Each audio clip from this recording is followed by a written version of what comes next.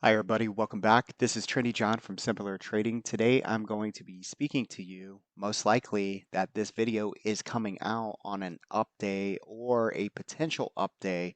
And I want to talk about how to stay in the trade, how to approach it using your trendy indicators. And even if you don't have the indicators, I do believe that you can learn from this. So remember, I am a supply and demand trader.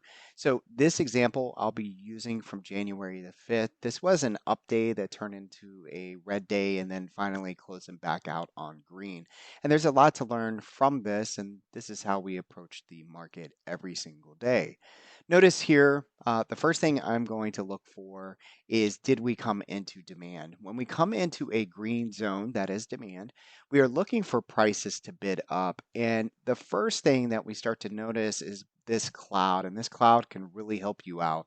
This is an EMA cloud, and when I click on this cloud, notice that our settings in here are 9, 13, 22, and 44. These are our, again, super fast, fast, slow, and the trend length itself. And what I'm looking for is, once price goes bid above here and can hold, I want you to try and stay long as the time frame that you are using. And again, this is fractal. And what I mean by that is you could take this methodology that I'm teaching you and apply it to a 10-minute, a 30-minute, a 1 hour, swing trades on a weekly, leap trades on a quarterly, and so forth. So as long as price is holding above here, I want you to try and stay long in your position as long as you're comfortable and you have not hit any of your targets. Now, in trendy trading, we are going to have zones. We are going to have a red zone, which is your supply zone.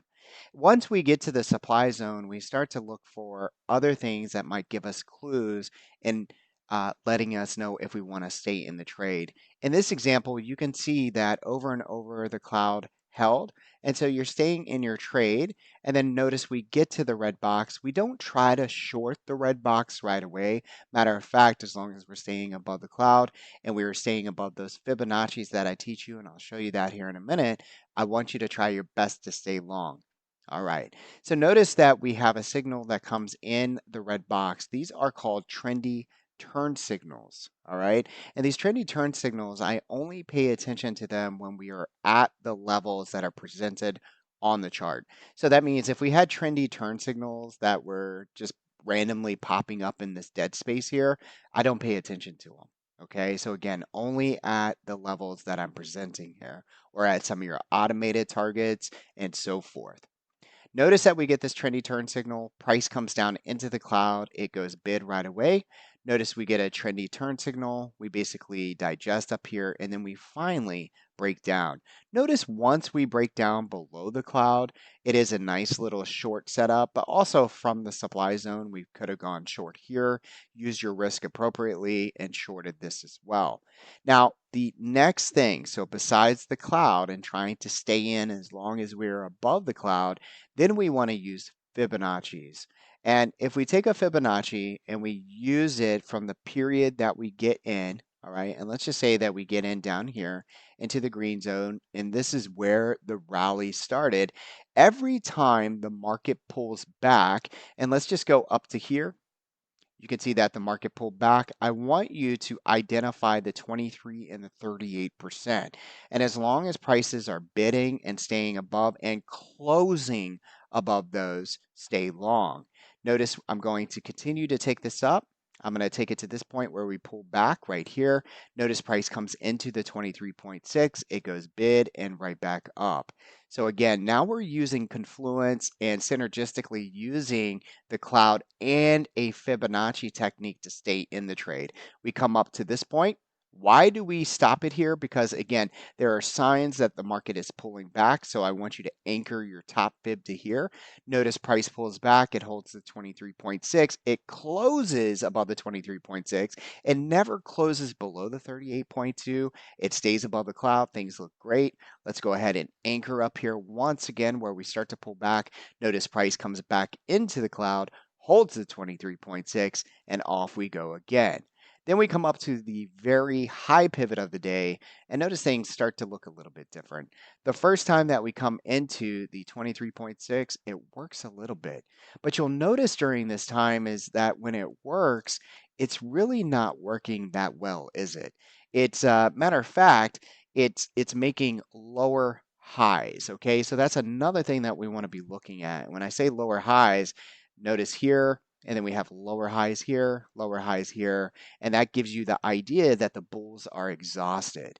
Then we start to creep inside the cloud. So this is where, to me, it makes a lot of sense if you're wanting to ride that uptrend for the day. You have to ask yourself, sure, we have the 23 and the 38 here, but you should be very nice and profitable during this entire journey to the upside. You have to assess whether or not this risk is something that you are willing to take. So at this point, you could say to yourself, hey, as long as price stays above the cloud, as long as price stays above the 23 and 38, I want to stay long. But I want you to look at your profits and then look at the numbers. And this, again, this is a futures representation, but you could also be trading Apple, Amazon, SPY, something like that, okay?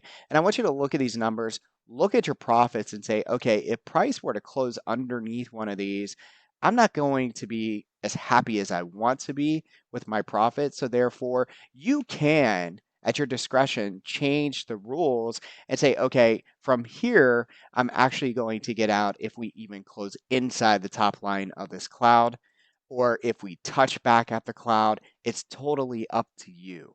Notice once we break the 38.2, we do indeed break down, and it's not a good time to be in the trade anymore. There's a couple other things that you can look at on your indicators, like we went from green to white to red. This is letting you know the momentum and the crosses within the EMAs are not on your side as a long. So later on in the day, let's talk about that. Say you did really well, you can't get yourself away from the screen, you try to pull yourself away, but you just want to trade more. Do you trade once we go above this cloud again? Now, I'm a huge advocate of saying, hey, the best trades are really in the morning and maybe towards the end of the day, but typically after the European close, which is 11:30 Eastern time, things get choppy. So again, big move here, choppy, and as you can see, nothing really happens for the rest of the day. So again, what are some of the things that we can use to stay long in our trade? One, the cloud. Two, understanding how to place your Fibonacci's and ride that trend. And then three, having a really great blueprint of understanding why price is moving out of this demand. Again, we always are assuming that our demand zones are going to work. And on the last video on how to trade supply and demand, you understand how we execute these. Again, this is just to help you understand how to stay in a trend when things are moving to the upside. Now, you can apply this, like I said before, to a much larger time frame, and I'll kind of show you here. This is a monthly. And if we come over here and take a look at the NASDAQ, you'll notice that the cloud has helped and worked for very long periods of time. So this is from more of a swing leap type trader. You can apply the same methodology that I just taught you to the higher time frame. For the traders that don't have time to look every single day, you would simply do the same exact thing. Here is the rally on the monthly. Here is the anchor point where we start to pull back. You notice that the cloud is working, and you can tell by just looking at this trend that we are holding above 23.6 of that move. And so for me, this overall trend to the upside, even on this monthly, is still bullish. I hope that this quick video helps you in understanding how we stay long in a trade using the cloud, some demand, and Fibonacci. Please give us a like, and if you have any questions, please reach out. Don't hesitate. I can't wait to trade with you. Have a great day.